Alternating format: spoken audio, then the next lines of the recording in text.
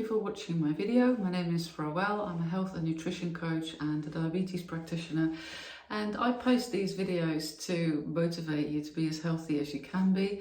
And today we're going to talk about bread. Now, I know that bread is a staple in most people's diet, but I don't think it has a lot of health benefits. And I'm not saying that you can't be healthy and eat bread, and I do like a bit of sourdough bread myself, but I think it's interesting to look at what you can have instead and why you should even think about doing that. And there are a few reasons. One, I don't think from a nutritional point of view it has that much to offer, and our dietitians always love to tell us that we need to add these starches like bread and rice and pasta to our diet because they provide essential fiber and energy to our diet. But guess what? You can get all the energy and fiber that you need from eating vegetables and proteins and fats. You don't need to eat any of these starches. And to be honest, it was never really part of our original diet. And I'm not suggesting that today we should live like we did 300,000 years ago. And you need to go out and catch your own squirrels and skin them and cook them on an open fire. But I do think it's useful to keep looking at yourself as a species, which you are, with a particular diet and lifestyle that your body thrives on. And bread's not really part of that. So again, I'm not saying that you can't be healthy and eat bread, but I think it is useful to consider that if you eat real food, the food that was originally part of our natural diet, then we have a much better chance of being healthy and for everything in your body to work as it's supposed to work. All your hormones will be in balance, your weight will probably be where it should be, your energy levels, and you won't have inflammation. So let's have a look then at why bread may not be so good for us, even though we are, weirdly enough, recommended to eat it, which I never understand. And especially people who are diabetic. Sometimes some of the NHS websites advise people to include these starches into their diet. Now, I don't think there's any need for that at all. Like I said, you don't, from a nutritional point of view, you can get everything that's in bread very easily from real food. And by real food, I mean, what Mother Nature provides us. And you might say, well, Mother Nature provides us grain and bread is made of grain. When we first started eating bread as a species, probably around 11,000 years ago, sounds like a really long time ago, but actually in our whole evolution, it isn't. It's only quite recent.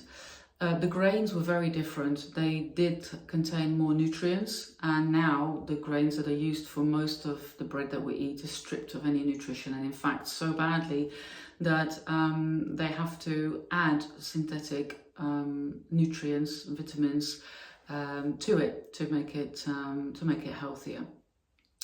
So these original grains, they were healthier, but we still weren't really meant to eat them, but we just adapted to it somehow. When we first started eating them, actually, the human species did have some consequences from doing so. It affected the jaws, and not in a good way. And it also reduced the size, the growth of the species for a little while. And these are signs that wasn't really good for us. But we sort of adapted to that, and it's become, like I said before, it's become a staple of a lot of people's diets. So nowadays, the flour does not really contain any nutrients apart from the ones that they pump back into it, and they added a whole load of shite to it, of course, when they produce it, especially if you buy factory-produced bread, then it will have a lot of preservatives in them and a lot of stuff that kicks off your immune system and actually causes inflammation. On top of that is just a load of refined carbohydrates, and if you eat white bread in particular, that will jack up your blood glucose levels, and if your blood glucose levels go up, you have to produce a lot of insulin. That makes it more likely that you're going to become insulin resistant, and now you're on your way to getting type 2 diabetes. So there is not really a need to eat bread. So that's why I first wanted to make clear that you don't feel that you're going to strip something out of your diet or reduce something in your diet that you actually need. You don't need it. And even the whole grain breads, if they are factory produced, they will also contain that shite that the white bread contains. And it still will increase your blood glucose levels quite significantly, even though the fibre will reduce it a little bit. So that's something to consider. And even if you just look at it in a way, well, if I am going to have bread, I'm not going to have something with it that also increases my blood glucose levels. So if you have bread, I probably wouldn't suggest that you put jam on it, because then you get like a double whammy in terms of blood glucose. So if you do have bread, I would dress it up with a protein or a fat, vegetable, because that will then reduce the impact of the bread on your blood glucose levels. Now, the other problem with bread is that it contains molecules that can actually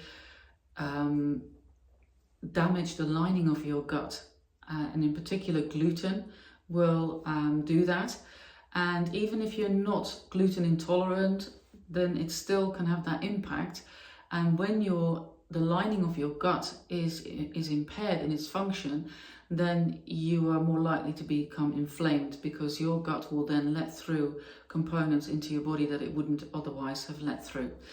And so that is one of my main reasons why I don't want to eat too much of it. And if I am going to eat it, it will be sourdough, like what do you call it, the proper sourdough bread that's made with a sourdough starter, because the method of making the sourdough bread actually reduces the amount of gluten in the bread. So no need for it. Then there's the fact that it increases your blood glucose levels. It increases therefore also your fat storage, because the more glucose you have in your blood, the more has to be stored as fat, unless you move a lot, and most of us don't. So for that reason, if you want to lose weight, eating bread is really not going to help you with that. So having said all that, you might think, well, but it's really handy to eat bread, because a lot of the lunches in the Western diet contain some kind of wrap or sandwich.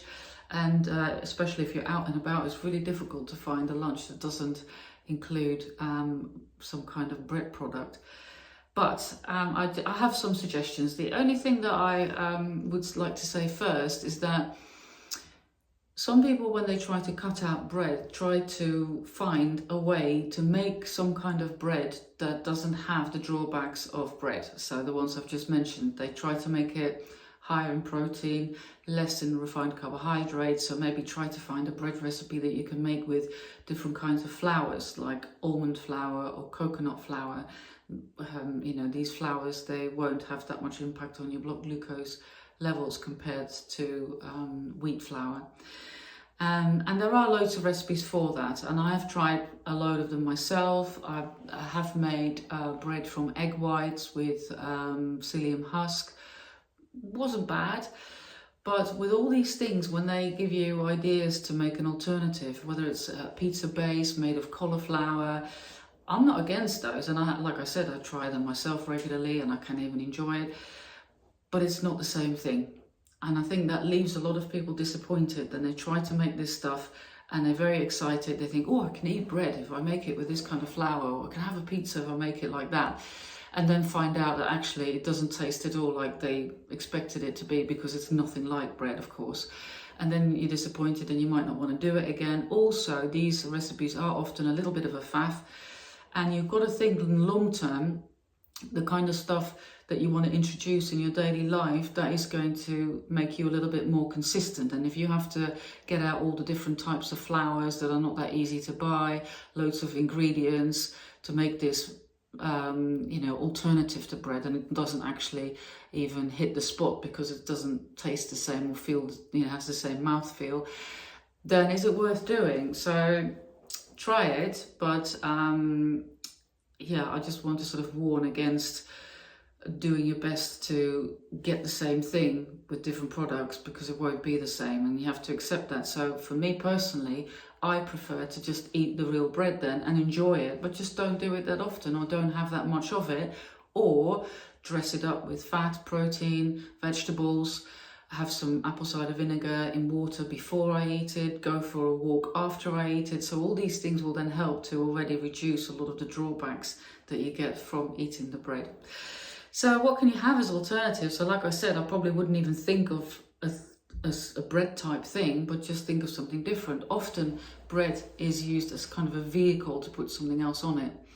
And you could put that stuff on something else. So for example, if you like tuna mayonnaise, which I do, then you could put that in a little jam lettuce leaf that looks a little bit like a boat shape. If you buy jam lettuce and you take the leaves off, then you can use that as a vehicle. You can use half a pepper and put it on there. You can use cucumber and scoop out the bit in the middle, and then you also have like a bit of a boat size thing that you can fill with fillings that you would normally put in a sandwich. So these are alternatives, and just don't think of it as it's going to be like bread. It isn't, but you can still enjoy the fillings that you have, and these are more nutrient dense. And this is also how I like to look at my diet in terms of what does it actually bring me in terms of nutrition. Because bread doesn't really bring you a lot in terms of nutrition at all compared to other stuff. And if you then try to, be making good decisions about how much you want to eat and how much of that is going to benefit you, then you're better off eating something else. I always try to look for the most nutrient dense food, because if you do that, then it will also leave you more space to every now and then go off piste and eat something that's less healthy, because you've got all your nutrients from, not eating a lot of food, but from eating the right foods. So those can work. You can also get like a bigger type of salad, like a Kos salad.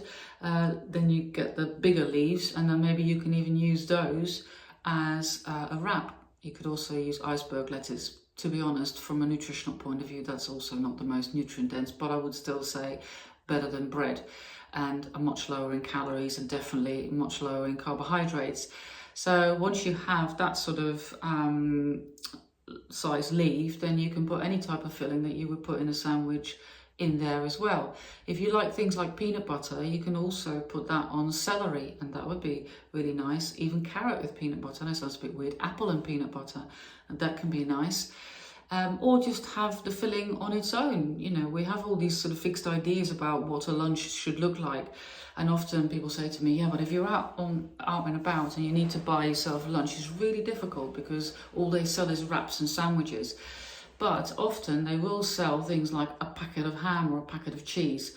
Although with a ham, obviously you want to go for the best quality, but it's still better, I think, than eating white bread. Or you can buy like a tub of cherry tomatoes. There's always some kind of protein that is sold, and some kind of vegetables that are being sold loose, and you just eat that. And it doesn't have to be. Sometimes I buy a packet of prawns and some cherry tomatoes, and that can be a lunch too. It doesn't have to be a sandwich. I always have these fixed ideas about what certain meals should look like, but they don't. And then, of course, whatever you have on your sandwich, you could throw it onto a salad and, just use it as a salad topper. And that often works well. So there's just a few ideas. I have tried many, many things. There's also this suggestion that you could use sweet potato and even put it in a toaster. So you slice sweet potato and you toast it, and then you could put some whatever you put on your sandwich on top of that. I have tried that, and it's okay. You do need to toast it for quite long to cook through the sweet potatoes. So maybe next time I would try to do that in a frying pan and just keep, flipping it over to, get it well cooked. In a toaster, I definitely had to toast it about 4 or 5 times to feel that it was cooked, and wasn't really giving me the vibes. So, but it is something that you can try, of course. So yes, have a little think about whether you could reduce your bread intake. I think you will definitely benefit from it, as I cannot see how you benefit from bread consumption. So maybe it gets you to think, or maybe even if you, have something else with it to reduce the impact of it. Let me know your thoughts. Let me know if you want any help or advice. If you're interested in health related webinars, tomorrow, the 18th of April, I am doing a webinar, a 1-hour webinar in the evening on how you can prevent diabetes. And if you think that doesn't apply to you because you're not diabetic, trust me, everybody who eats a sort of standard Western diet is on the verge of becoming a diabetic just because of what it is. And I'll discuss some symptoms and some tips and tricks and advice on what you can do to avoid type 2 diabetes. If you need any other help, reach out. I love chatting to anyone about health related topics, and I do a weekly email as well, and I'll leave a link down below if you're interested in receiving it. I discuss a few things that I've been listening to, what I've been reading, what I've been eating, and I also inform you about the free webinars that I organise. And if you're not sure whether you could be pre-diabetic, then on my website, therealhealththing.com, which I will also link down below, you can do a little survey to check whether you are experiencing symptoms that could mean that you are pre-diabetic. Right, that's it. I hope you found it useful, interesting, let me know. And I hope you have a wonderful week. Don't forget to set yourself one little goal, something that you can do this week that will improve your health. And just ask yourself, how was last week? What did I do well? Feel good about that. And then ask yourself, what can I do next week to make my health even better? And if you do that every week, then over time you will become very, very healthy. Thanks for watching and see you next time. Lots of love. Bye. I nearly pressed the button again, but actually I have a remote control.